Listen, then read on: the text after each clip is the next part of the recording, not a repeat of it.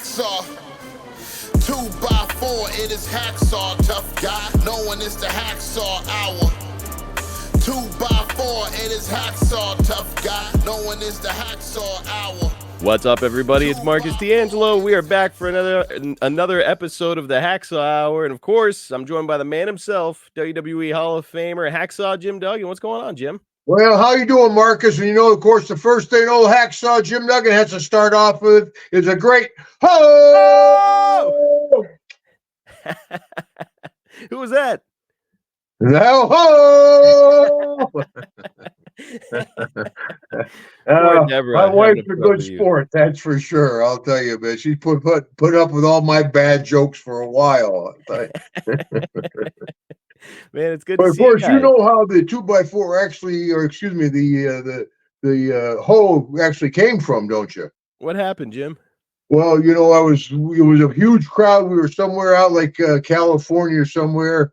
The crowd was cooking. I was on my way down to the ring. I had my 2x4. I had the flag. I'm going, yeah, going down. All of a sudden, boom!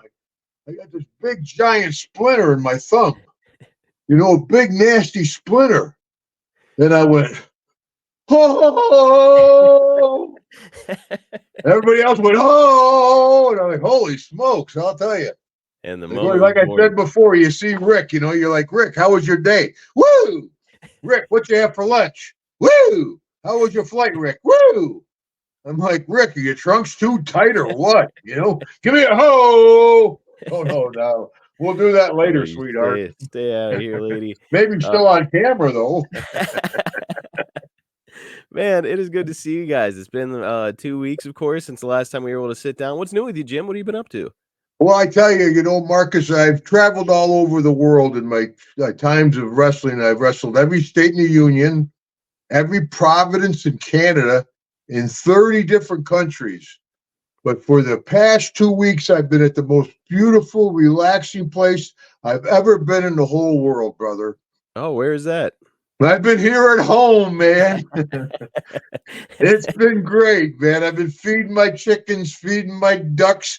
You know, it's just great to be here at home, sleep in my own bed and looking at the flights going overhead at night going, oh, man. There's many times on the flight looking down going, holy shit. I wish I was home. So it was nice. We had nice 2 weeks, almost 3 weeks at home. And we don't leave. We're home over the weekend. We fly up Sunday night up to Chicago for, of all things, a dog show. A dog show convention. I tell you, I've done bar mitzvahs, I've done weddings, I've done wrestling shows, I've done auctions, I've done all kinds of things. I've never done a dog show before. That's a new one. But I speak dog. Are you going to get to go out there and run around with the dogs? I hope so. Brother. Like run them over. They might give me a sloth to walk around. But I'd lap Jake and Teddy. Hey, speaking of Jake, the two of you are then next weekend are going to be in New York City for the New York Comic-Con. So, guy, that's a big one. And it's you guys, Kevin Sorbo. One of the Power Rangers is going to be there with you. Pretty cool stuff. Yeah, it's great, man. I tell you, it's the New York City. It's like the WWE and the F. It's New York, New York. They named it twice, brother. There's no place like it in the world. It's right there at the Javits Center. Deborah and I, my daughter Celia is going to come up. We're staying right there in Times Square. Hopefully it'll be okay. You know, there when you fly into LaGuardia Airport, you know, they have a rent-a-car line. And they have a rent-a-gun line, so you can get whatever you need there in New York. All right. But no, we're going out and we're going to spend the week down there in the city. The convention is like 4 or 5 days long, and it's great. But I tell folks, Comic-Cons, even in New York City, I use that as an example all the time. You know, there'll be a lot of people, it'll be jam-packed. New York City, somebody will bump into you at the Comic-Con and go, excuse me. Oh, you're like, wait, what the hell? I'm in New York City, and I just give me the finger, you know, or something. But Comic-Cons, 99% of the time, people are all having fun, family. There's something for everybody. I mean, they got me, Jake, a Power Ranger, and Tarzan. I mean, what a collection, you know? What a group. And Yeah, man, no kidding, man. And they're a lot of fun. If you've never been to New York City, of course, it's not San Diego, but it's right up there with it, one of those bigger ones. But just recently, we did the Orlando one, which was smaller. Yeah, and I've done even some real tiny ones. They're always fun, you know. in New York, That's when I knew I made it. I went to a Comic-Con. I saw Henry Winkler over there. I went over to say hello to Henry Winkler. I'm like, he went, Hacksaw Duggan. I'm like, ooh. all right. Man, Henry Winkler, all right, the Fonz.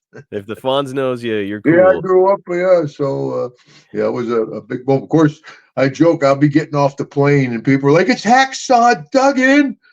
Hogan's behind me, like, get out of the way, Hacksaw. It's Hulk Hogan. Man, So you got to know where you are on the totem pole, you know.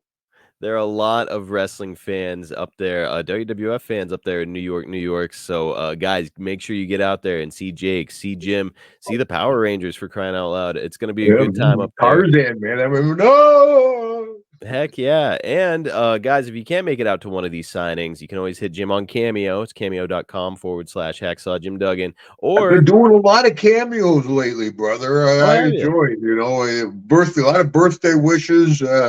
But you know, my most busiest period of cameo, you wouldn't believe it. what's that? Mother's Day. Is it really?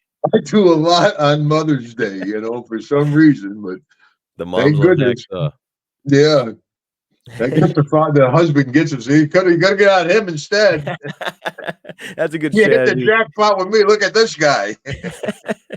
Or Jim, if fans really want a piece of like authentic Jim Duggan merchandise material, something straight from Jim Duggan, yeah, that's right. You can get your hands on the 2x4, but Oh, no, another one. Splinter. Jim has also been putting stuff up on eBay. Oh, that's right. My daughter's kind of taking that eBay stuff over for. I got so much stuff, you know, we got to downsize at this stage, you know, and I just don't want to, you know, toss it.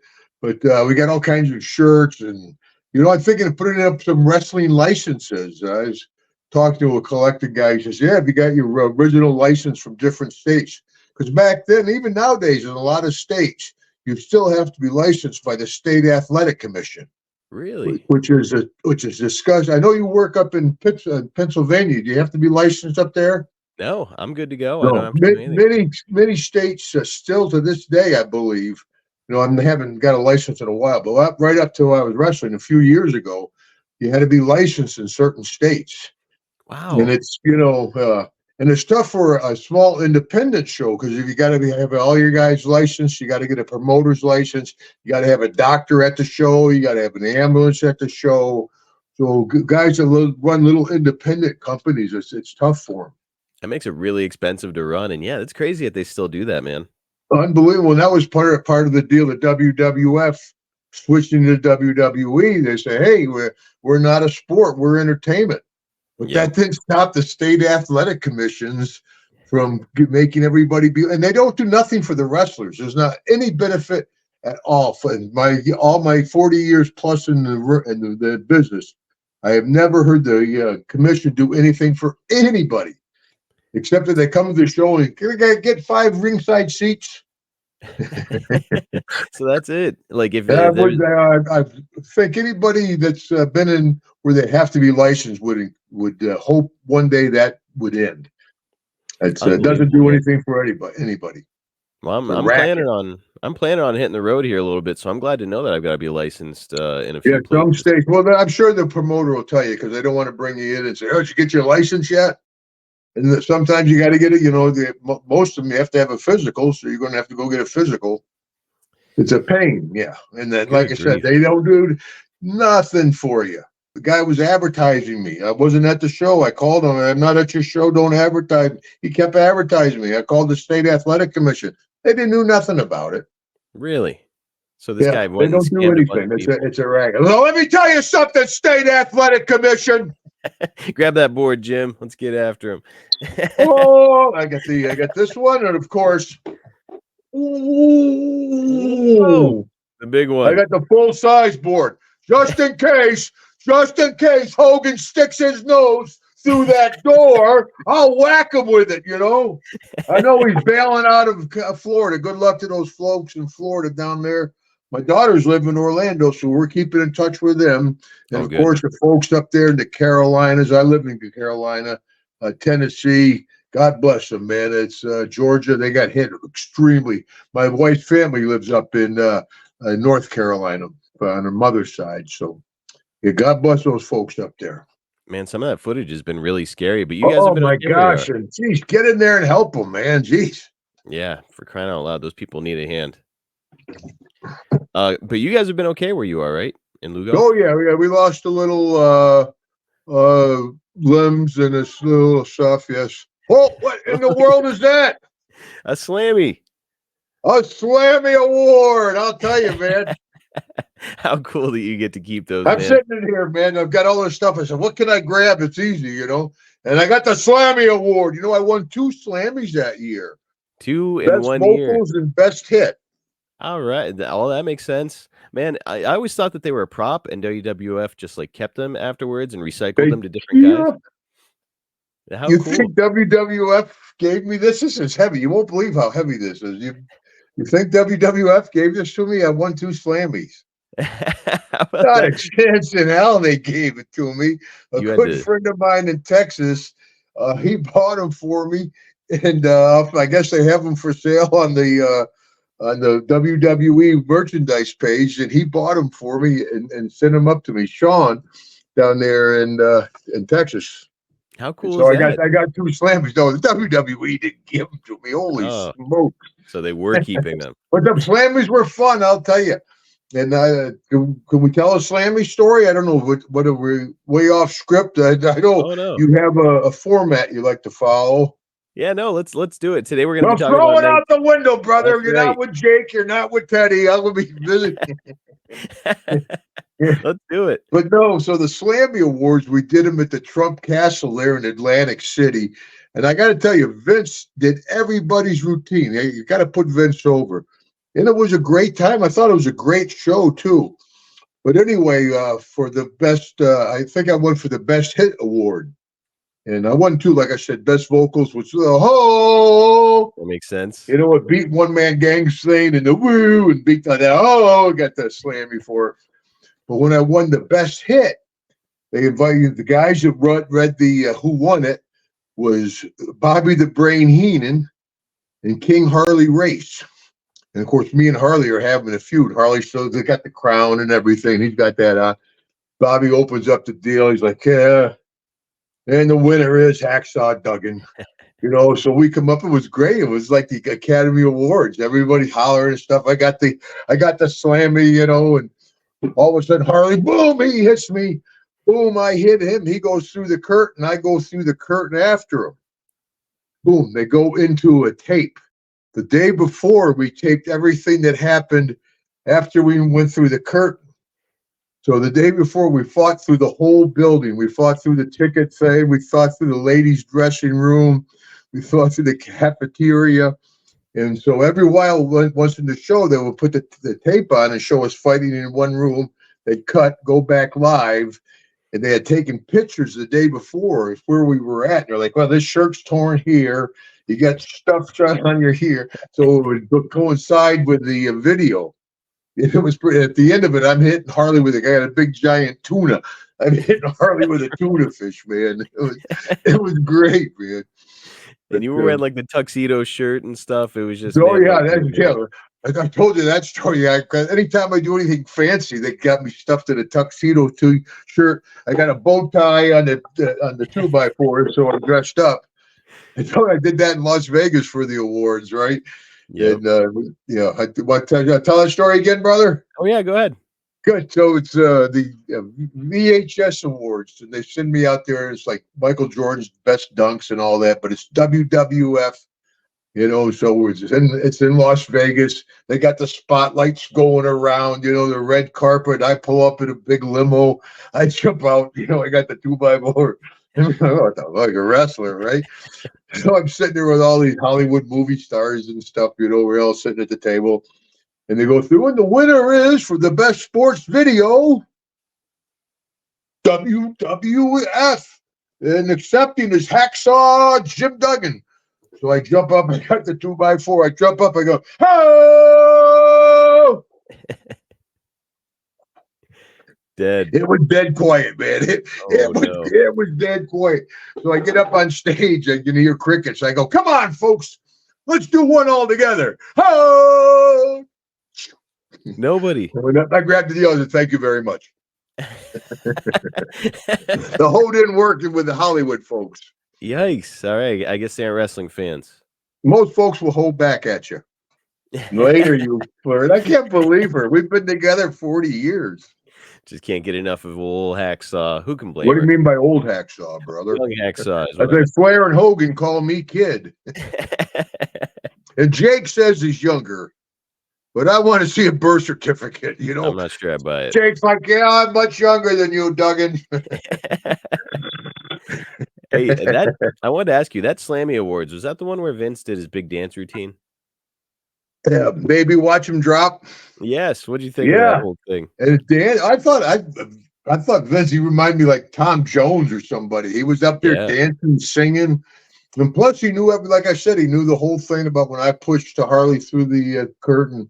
The guy that always has been a hands-on guy, you know.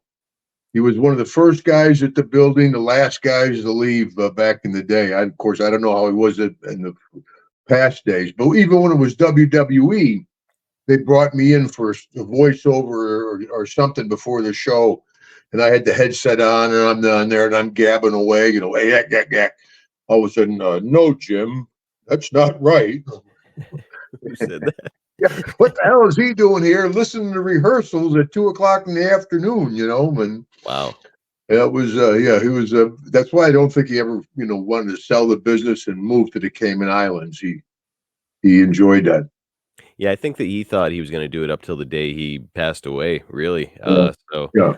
Hey, speaking of Vince, before we get He into could our have treated us a lot better, though. I'll tell you. But they all like could have. I said, at 70 years old, I traveled the world, signing autographs, taking pictures with people, and you know, people don't know WCW, WWE, Mid South. Majority of the conversation, WWF, the golden age. Hogan, Macho Warrior, Jake DiBiase, Junkyard Dog. You can still name 10 guys without thinking about it. Bret Hart, you know. Name 10 guys on today's roster. Oh, yeah, that might be tough. All I watch is your era of wrestling for research. Yeah, it's a great show. I mean, even like your little one, Piper, the costumes, the guys, it's just the characters. It was a moment in time. It was great to be part of that group of guys. Well, Jim, today what we're talking about is 40 we got to years go ago. to work, huh? Holy shit, we'll cover some of it. I might break it into 2 episodes. We'll see. But we're returning to 1984, and you're running Mid-South during that time. We covered it, the first part of it, earlier in the year, and now we're picking up where we left off because we're getting close to the end of the year, Jim. I figure we'll do one today, and depending on how far we get today, maybe we'll hit it again in December.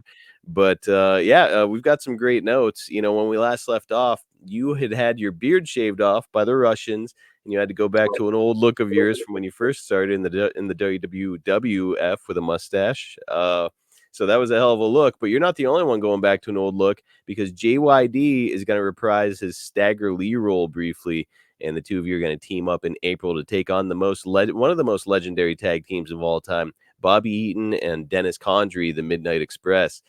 Man, these two were magic in the ring, and Bobby is considered by most to be one of the nicest guys ever in wrestling. Do you have any memories of Bobby Eaton? Oh yeah. Bobby was a good guy. But at first, I got to point out though, they shaved my beard, not my hair. Yeah, that wasn't in the negotiation. No, yeah. They're like, Duggan, how about when you shave your head? No. You can take the beard. You guys can shave the beard, but we're not shaving the head, man. And for a while there, we got Tom Selleck, Jim Duggan with the mustache. Oh yeah. I joked back in the day. I said a lot of people would mistake me for Shawn Michaels. You know, for my half mile, you're like, oh, that could be him. No, but Bobby was. I knew Bobby when I was living at the Falcon Rest in Atlanta, with Terry Gordy. It was like at Animal Kingdom. I don't know if you ever watched that show, but they had a pool, and that pool would be cooking it. I tell you, I've been on the diving board at 2:00 in the morning going ding ding ding ding ding ding ding ding ding ding ding ding ding ding ding ding. It was wild, man. All the strippers, when the bars would close, all the strippers would come over. Oh my gosh. We'd have everybody at that hotel, man. And Bobby lived at that hotel. And then one day, him and Gordy threw rocks at a police car Oh my gosh. from the hotel. How did that turn out? 2 stories of wrestlers. That's pretty much, it's an old worn down weekly motel. You pay for it weekly. As you see them on TV, it's a nasty hotel. Had a little kitchenette in it. Terry Gordy was my roommate. We broke our door so often, Mrs. T didn't fix it anymore. Our door was always open. So I'm like, Bobby, the cops, man, it was like a raid out of, Miami Vice. Oh Shit, they had cops showing up everywhere, man. And Bob Eaton, one of the most kind-hearted people, apparently. Well, everybody did something rocks. stupid at one point, but no, and Bob was a great worker too. Yeah, Bobby was he's one of those guys that could really wrestle. And people say, Hacksaw, what was your favorite move? I'd kick and punch. What the hell, favorite move? I got a 2x4. What do you think my favorite move is? Jesus. Bobby was like Bret Hart, Shawn, guys that could really wrestle. And he had a beautiful Bob. He had a good gimmick. Yeah, he was polished. Yeah. But his tag team partner. But me and Dog, I'll tell you, Dog, I enjoyed working with JYD. We were friends. I had him over to my house many times down there in Louisiana, because he lived in Baton Rouge. I lived in Alexandria, and the TV was in Shreveport. So a lot of times, but I got along good with Dog, and he was over strong as could be. Yeah, like I told you when I was working with him when I was a heel, and he's a babyface. We're in New Orleans, in New Orleans. I'm in the back lacing up my boots, and they have that "Who Dat" chant in New Orleans. That "Who Dat, who Dat, who Dat going to beat the Saints? Who Dat?"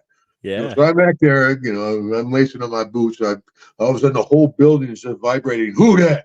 Who Dat? Who Dat going to beat the Dog? Who Dat? Boom, boom, boom. Who Dat? Holy shit. Holy smokes. I come out the building, they had 500 more people than the building could hold. They were jammed in there like this. And I'm beating Dog up. Now people are throwing chairs in the ring, and there's, the security's pulling people out of the ring. They're trying to get to me. I'm working Dog over. And Dog's like, "Get some more heat on me, Duggan." I'm like, "Bullshit, make your comeback, brother." Trying to get out of here alive, Dog. Dog. Beat my ass for a while. Because in a wrestling riot, which was pretty common back in the old days, if you're beating up the babyface, the folks will come to help him. If the babyface is beating up the heel, everybody will stand back and kick his ass, kick him, beat him. So you want the guy to make his comeback. Man, it's make a good comeback too. I think I was telling you when I left the ring. If I'm going out of the ring, in New Orleans was very rowdy, so they had these steel most places they had ropes. They had steel barricades in New Orleans, those big high barricades, and and I'm going through them. I got done beating Dog's ass. Everybody throwing shit at me, and all of a sudden, boom! I got popped. Boom! I reached around, I caught the guy. I knew I got the guy that hit me. And I'm pulling him over the barricade. I'm about to light him up. I look down. He's about 90 years old. So you only hit him once. Oh, shit. I let him go. Those steel barricades were closing like the Red Sea was ending. Because I learned years ago, you don't fight the crowd. You fight your way back through to the dressing room. Okay. But back when you were a heel, the wrestling riots were pretty common. I was asking Jake if you had any heat, some guys like that never happened to me. with you never had any heat, brother. That's why it never happened to you. Nowadays, Jim, with kayfabe being gone, do you think it's possible to have a wrestling riot still? No, I don't think so. I know when Undertaker got beat, I thought they might riot. when Taker got beat. And like I said, kayfabe has long been dead. You're not going to convince anybody that it's real. And I watched, I just happened to go through my social media, and I saw Sheamus's, he had his back, and his back was cut and bleeding and strap marks. And I'm like, brother, it's a work. You know, you're supposed to take pride in not hurting your opponent. And it seems like the guys are almost a bigger marks than the fans. I mean, boy, he really laid that one in. Mm-hmm. It doesn't take anything to lay one in. It takes a lot to make it look like you laid one in.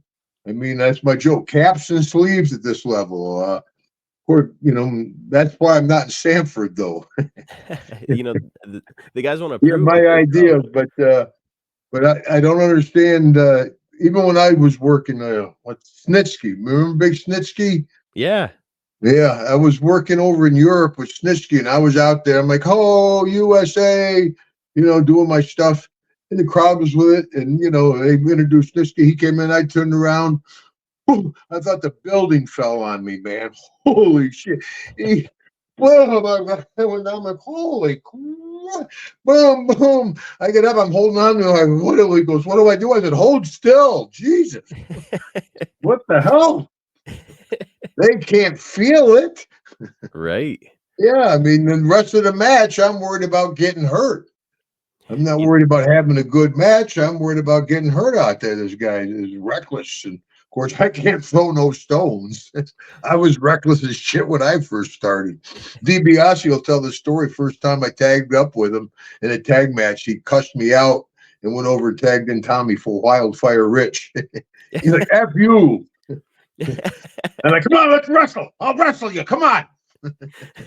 Big Jim Duggan, Georgia Championship Wrestling, which reminds me, I think it's which my daughter found for us, brother. It's official. Oh gosh, Jim Duggan highlights or something. Yeah, On official YouTube? Hacksaw Jim Duggan, Hacksaw Duggan highlights. Hacksaw Duggan highlights, and it's got all my matches. I don't know how they did it, but they went back. They found when they brought me into Mid-South, the reason I came into Mid-South, Skandar Akbar brought me in as an assassin. And then I came in, I got over in Mid-South, so Bill brought me in and put me with DiBiase and Matt Bourne and started the Rat Pack. But that started my original match in Mid-South. I came in, I had the fur on. I was still Hacksaw. And Skandar Akbar. And then the first time I used the 2x4, I had used it before in Southwest Championship Wrestling with Joe Blanchard. But when I went to Mid-South, you could used it once in the match, and that started it off again. Do you know who came up with the Wild Man Duggan shtick? Yeah, I did. I was just trying. I mean, you know, like I told you when I dubbed Vince McMahon Sr. called me into the office, I was working up there as I was Big Jim Duggan. You know, you can see me working with Hogan as Big Jim Duggan on YouTube. I got red and black trunks. I had a little mustache. I had razor cut hair. I was scared to death. I'm in the ring like this. I'm working with Hulk Hogan, you know. Hogan crushes. I had a long gold bathrobe I'd wore to the ring. Hogan crushes me, of course. Fred Blassie, classy Fred Blassie, who was a classy man. He was managing Hogan. But anyway, Vince McMahon Sr., the old man, calls me into the office. And they smoking cigars, him and Arnie Skolin, the smoke, you know, the mafia type thing with the Godfather, right? And he's like, kid, you might have a future, but come up with something better than Big Jim and get rid of that gold bathrobe. Yeah. So they sent me to Hawaii, where I worked for High Chief Peter Maivia. And so I got over there. That's where I met Haku. Me and Haku were living in the same apartment.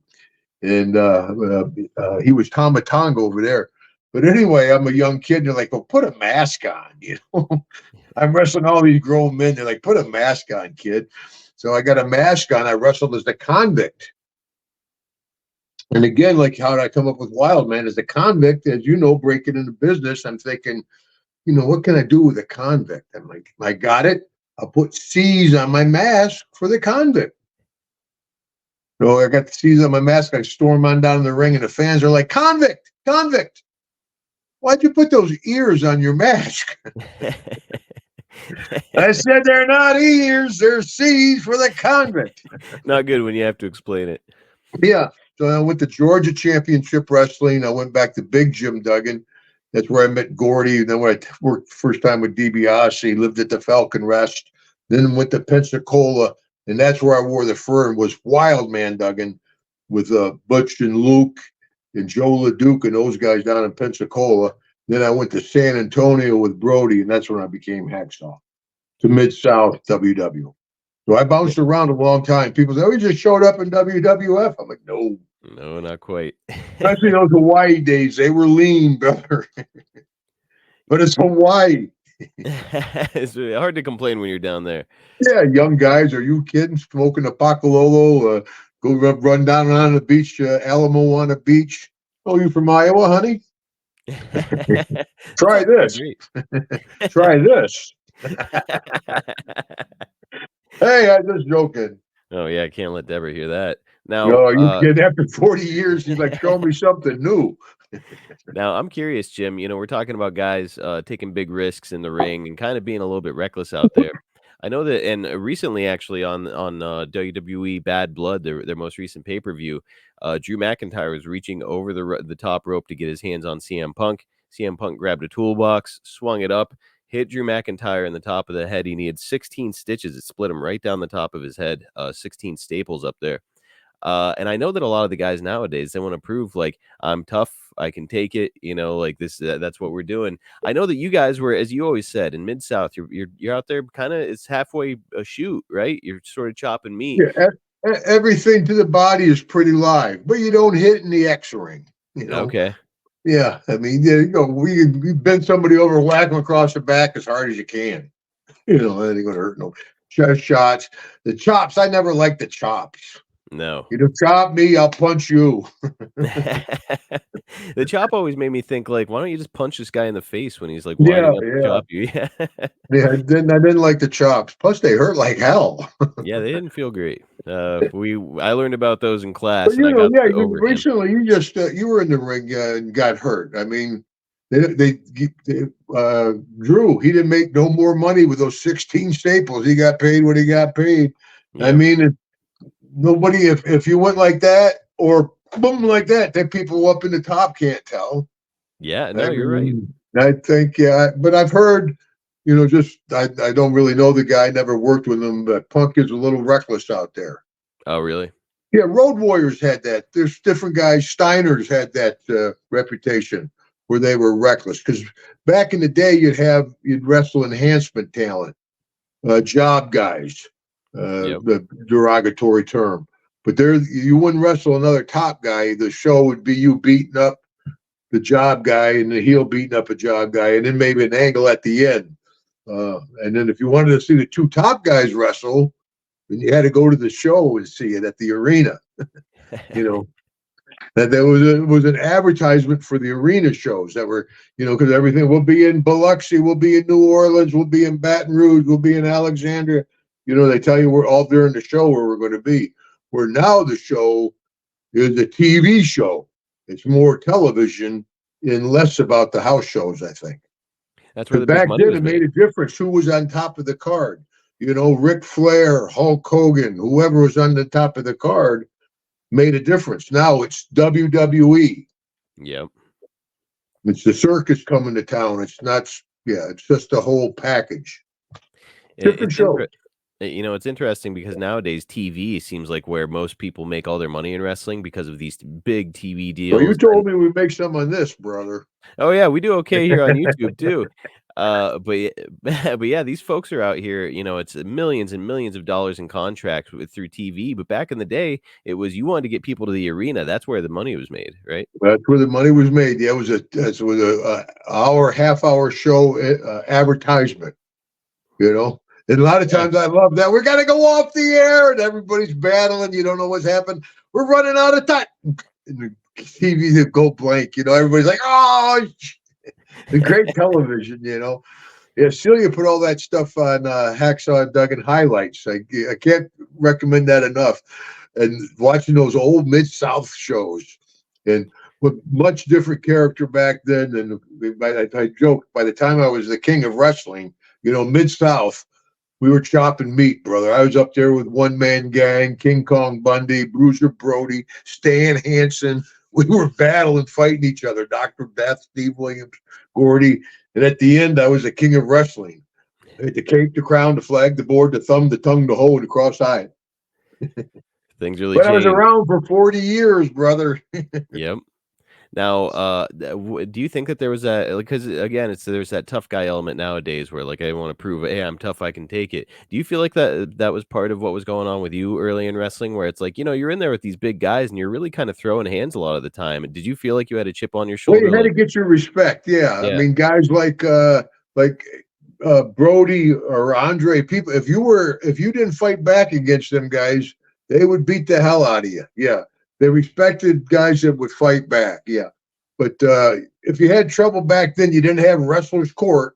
You'd go in the shower and figure it out, So you don't want to show how tough you are, step back in the shower. But as we talked about before, there's no cakewalks in the dressing room. You look through that dressing room, he's a tough guy. He's a tough guy. He's a tough guy. He's a tough guy. He's a tough guy.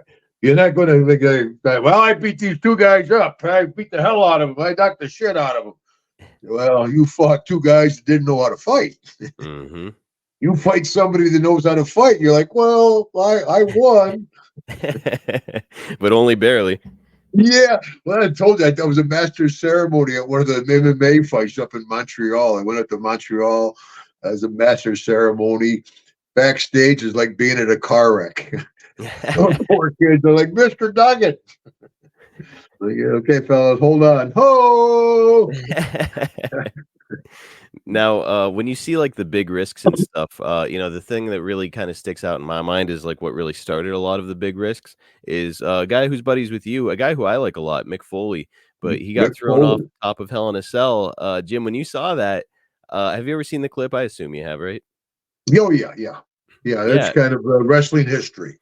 What do you think? But of that Mick, sort of he jumped off a roof of something to get and his audition tape or something. I heard. When he was young, yeah. Well, I like Mick. Mick's a good guy and everything, and every time I see him, he jokes. He goes, "Hacksaw, everybody mistakes me for you," and I'm like, "Gee, I wish not."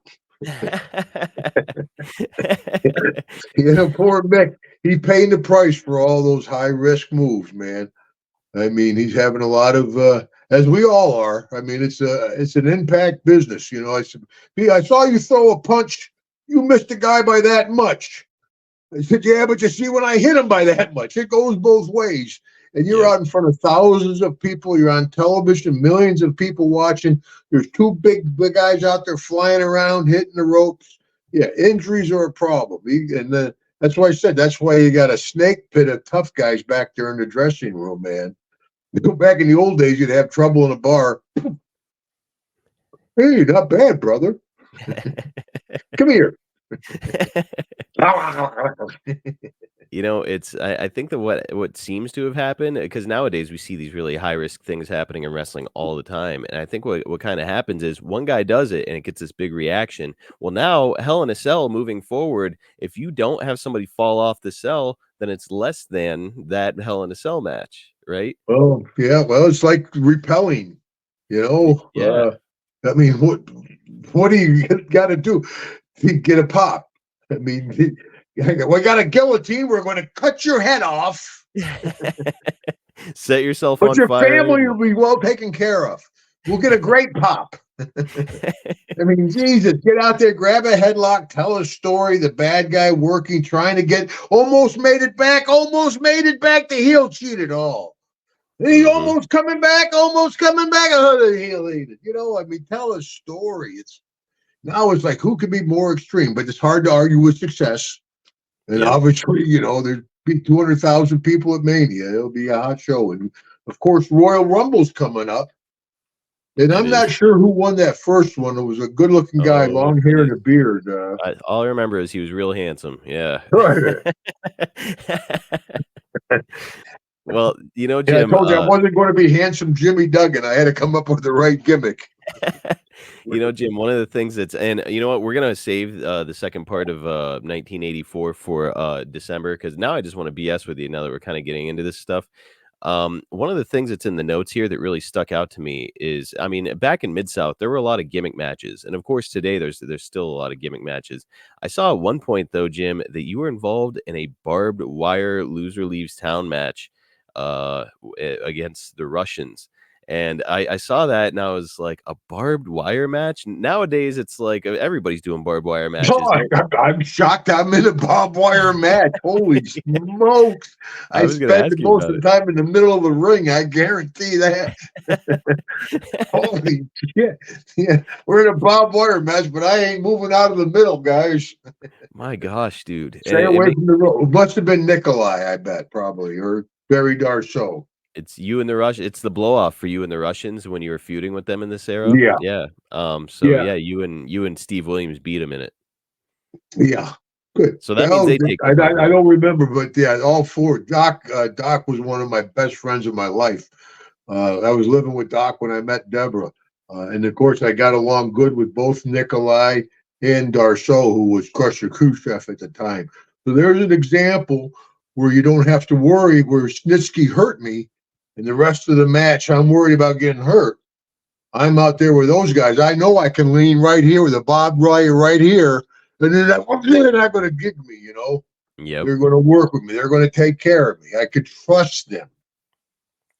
And that makes for a much better match. And I'm sure that was probably a pretty good match, I would think. I would think so. They had every kind of gimmick match. Like you said, we're going to shave your hair, Duggan. I'm like, how about the beard? I'm like, okay, yeah.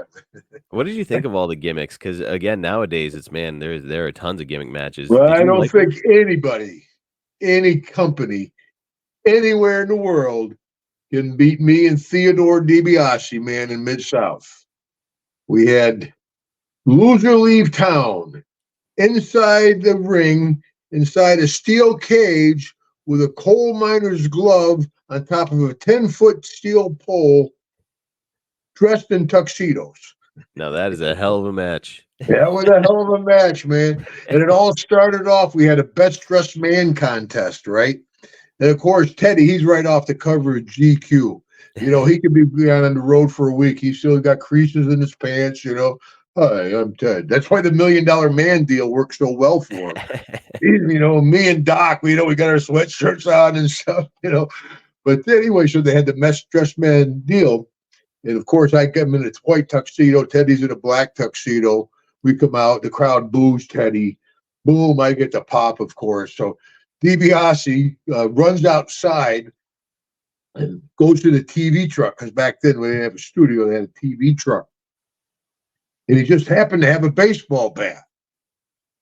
I don't know what DiBiase be doing with a baseball bat. And it just happened to be my car was parked right next to the TV truck. So DiBiase looking at that. Duggan's no good. Duggan's a cheater. Is that Duggan's car? He broke the windshield out of my car. You got to watch it, though. He blows up because it's safety glass, right? Then he's trying to.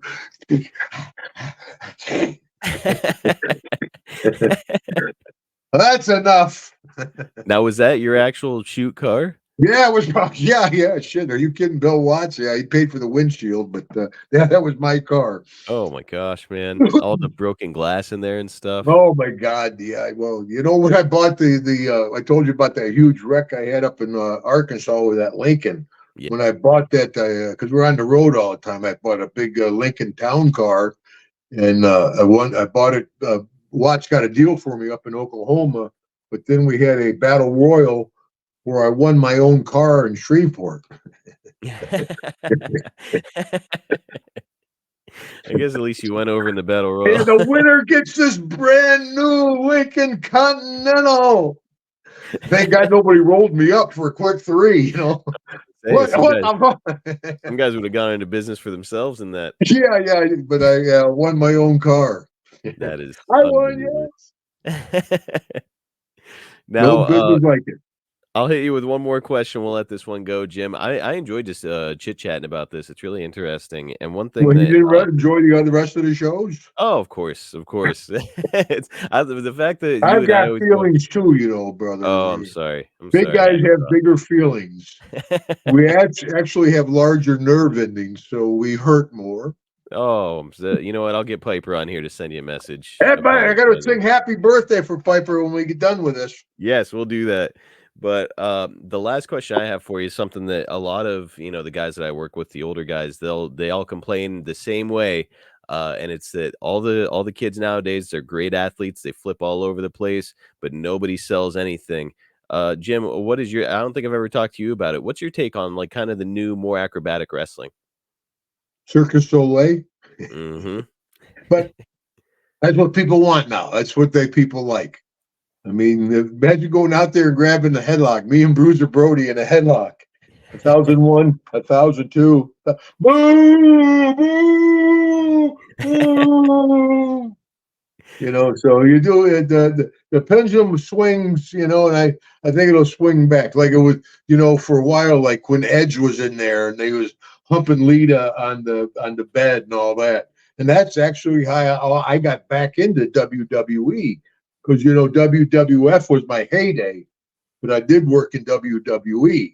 So my joke. I said the WWF, I worked with Dusty, DiBiase, and Norton. In the WWE, I worked with Dusty's kid, DiBiase's kid, and Norton's kid. First, I beat up the old man, then I beat up the kid. And now one of those kids is the champ. Yeah, Cody. But what was going on, Edge was with Lita, and they brought me in. WWE brought me in one day, and I got the 2x4. I just come out through the curtain, and I give him the ho, or maybe I said she's a ho, and the whole place went ho. I came back through the curtain. They're like, Doug, come here. Right. We might bring you back, you old bastard. I'm like, oh, right. Next thing you know, you're back on the road. I'm working with Eugene. I was working with Super Crazy, and I had a nice second run as an old timer, which was good because I got to appreciate the company as a huge company it is. When I was in WWF, we were working all the time. You fly into a town, you go to the hotel, you go to the gym, you go to the arena, you go to the bar. As an old timer, I had a whole different perspective. There's a pullover view. I'm like, oh, okay, let's pull over. Back in the old days, it's like, hey, party, whoa, hey, But it was nice to go back and get a whole new perspective on the business and appreciate what the huge powerhouse wrestling is. I mean, the NFL, the NBA, all that stuff. Right? Nobody knows Tom Brady down in Christchurch, New Zealand. But they'll go, ho, all over the world. I mean, it's amazing. It's humbling.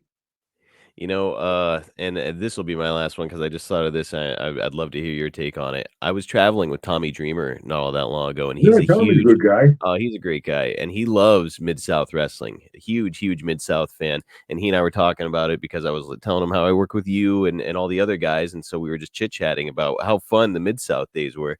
And I asked him, I was like, Tommy, nowadays, modern wrestling, obviously things have changed a lot. I was like, do you think that Mid-South wrestling, that style of wrestling, would still get over today in front of a modern crowd? And he said, I think so, because storytelling is never going to get old. Jim, what do you think? Yeah, probably, but not to the extent that all the glamour and the excitement and the fireworks and all that. I mean, it's more like I said, it wasn't Hogan, it's the package coming to town. So I think that was a moment in town. I think there's an audience for that. And that's why so many small independents do so well. There's up in New England Championship Wrestling, I believe. I was up there down in there's a lot of good independents around up there in Philadelphia. And that's where you get the storytelling. You set up the show, the angle that night. Well, next week or next month, we'll be back to finish this. It's old school. But I don't think it'll ever be the broad appeal that that the package has nowadays with all the music. But Mid-South, the guys would all travel together. Hey, how about this angle? How about that? How you try this? I try that. It was a great time in wrestling, and many people enjoy that Mid-South stuff. So if you get a chance, check out the Real Hacksaw Duggan highlights, man. And it's got all that Mid-South stuff. Boyd Pierce, the announcer, Bill Watts, he calls me Dugan all the time just to kind of give me a shot. You know, he's the boss. What are you going to do? Well, yeah, you can't do anything. That is on Jim's link tree, by the way, and you can find the link to Jim's link tree on all of his social media. So on Twitter, he's at Real Hacksaw Jim. On Instagram, it's WWE Hacksaw Duggan, and it's at Hacksaw Jim Duggan on Facebook. So go out of your way to find Jim out there on social, and go out of your way to see Jim this weekend in Chicago, and then next weekend at the New York City Comic Con, guys. You don't want to miss those. Man, I tell you, we're looking forward. It'd be good to see Jake. I haven't seen him in a while. Always, every time I see Jake, I run up and I check his pulse. No, it'll be good to see Jake, man. Yeah, and Tarzan, I guess. But I tell you, if you've never been to a Comic-Con, check one out in New York City. It's New York City. Guys, we will be back again in a couple of weeks, and we'll do a Hacksaw mailbag where we take your questions. So start cooking them up now, and we'll see you guys next time on the Hacksaw Hour. Mark, it's always good to talk to you, buddy. Let's do one together. Here we go. Oh! My wife isn't home. I don't have to worry about that. See you guys next time. It is Hacksaw, tough guy. No one is the Hacksaw Hour.